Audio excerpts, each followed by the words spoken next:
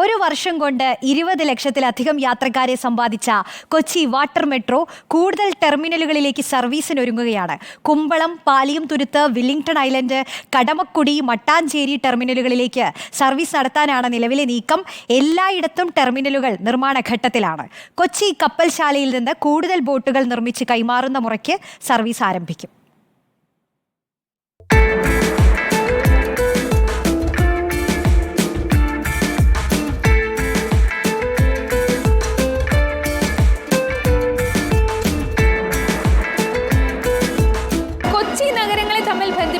ഏറെ പങ്കുവഹിക്കുന്നതാണ് ഇവിടുത്തെ മെട്രോകൾ. അതിൽ ഏറ്റവും പ്രധാനപ്പെട്ടതാണ് വാട്ടർ മെട്രോ. യാത്ര തുടങ്ങി ഒരു വർഷമാകുമ്പോഴേക്കും ഏകദേശം 20 ലക്ഷത്തോളം യാത്രക്കാരാണ് ഇതുവരെ കൊച്ചി മെട്രോയിൽ യാത്ര ചെയ്തത്. നമ്മുടെ ഇന്നത്തെ യാത്ര കൊച്ചി വാട്ടർ മെട്രോയിലാണ്.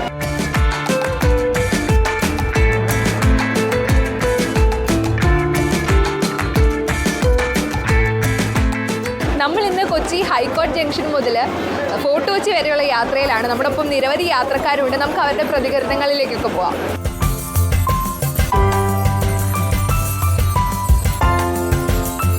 യാത്ര ആദ്യമായിട്ട് ചെയ്യാണ്. സൂപ്പർ.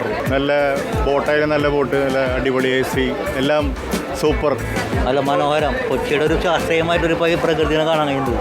പേടിയൊന്നുമില്ല, സന്തോഷമായി. നല്ല യാത്രയായിരുന്നു, പേടിയൊന്നുമില്ല. ഞങ്ങൾ കാണാത്ത കാഴ്ച കണ്ടത്.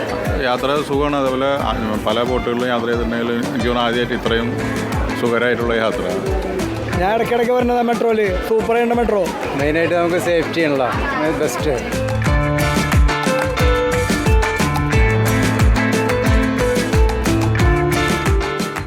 കൊച്ചിയിലേക്കാണ് ഒടുവിൽ കൊച്ചി മെട്രോ സർവീസ് ആരംഭിച്ചത്. ഒന്നാം പിറന്നാൾ ആഘോഷിച്ച കൊച്ചി മെട്രോ ഇനിയും നിരവധി ടെർമിനലുകളിലേക്ക് സർവീസ് ആരംഭിക്കും.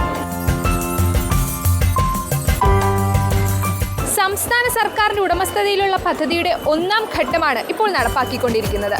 പദ്ധതി പൂർത്തിയാക്കി കഴിയുമ്പോൾ 76 കിലോമീറ്റർ ജലപാതയിൽ 10 ദ്വീപുകളിലെ 36 ടെർമിനലുകളെ ബന്ധിപ്പിക്കുന്ന 16 റൂട്ടുകളായിരിക്കും കൊച്ചി വാട്ടർ മെട്രോയ്ക്കുണ്ടാവുക. വീഡിയോ ജേർണലിസ്റ്റ് അലൻ സണ്ണിക്കൊപ്പം reporter Jency Jacobs in reporter Kochi.